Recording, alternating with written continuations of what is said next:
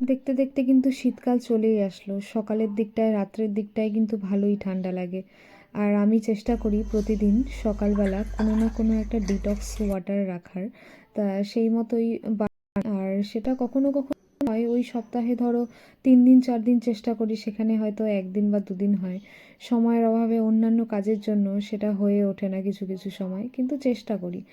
আর গতকাল রাতে একটু তরকার ডাল ভিজিয়ে রাখছিলাম, আজকে সকালবেলা এই তরকার ডালটা করব। সাথে আর দেখা যাক কি করি, তোমরা দেখতে থাকো ভিডিওটা, আশা করছি তোমাদের খুব ভালো লাগবে। আমি এখানে সবজি খুব বেশি অ্যাড করব না, কারণ আমার হাজব্যান্ড সব সবজি সব রকম সবজিও পছন্দ করে না। তাই খুব কম সবজি দিয়েই আমি তরকার ডালটা বানাবো। আর এই দেখো তোমাদের সাথে গল্প করতে করতে আমার তরকার ডালটা অলমোস্ট রেডি। আর এই সকালের আমাদের ব্রেকফাস্ট। আর দুপুরে ছিল ডাল, বাঁধাকপি, ডিমের অমলেট আর সব সবজি দিয়ে একটা তরকারি করেছিলাম, যেটা আমি খাই বেসিক্যালি, আমার হাজব্যান্ড তো সবজি পছন্দ করে না। আর আমি ফ্লিপকার্ট থেকে একটা কিচেন র্যাক কিনেছিলাম, যেটা আজকে তোমাদের সাথে শেয়ার করব। এক্সাইটেড হয়ে আমার হাজব্যান্ড অলরেডি প্যাকেজিং খুলে ফেলছে, আমি বাকিটা খুলবো আর সেট আপ করবো।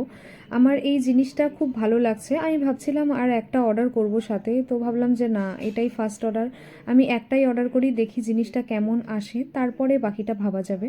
তা সবচেয়ে বেস্ট পার্ট হচ্ছে আমার যেটা ভালো লাগছে, যের জন্য অর্ডারটা করা, এটা না কোনো দেওয়ালে কোনো রকম কোনো ছিদ্র করতে হবে না, দেওয়ালটা কোনো রকম কোনো ড্যামেজ হবে না।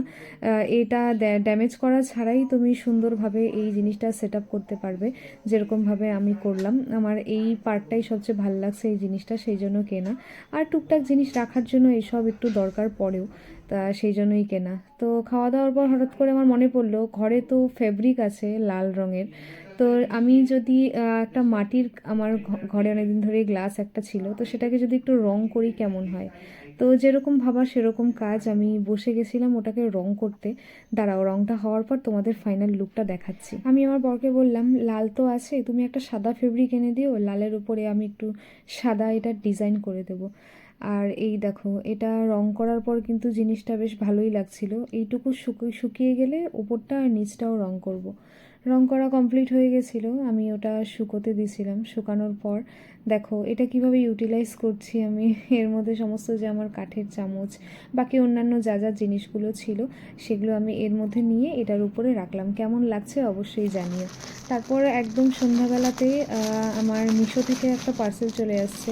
এর মধ্যে আছে দুটো কুশন কভার, কিন্তু কুশন কভারটা আমি যেরকম চেয়েছিলাম তার থেকে একটু বড় আসছে। তো দ্যাটস ফর টুডে। তোমাদের ভিডিওটা কেমন লাগলো জানিও, আবার পরের ভিডিওতে দেখা হবে।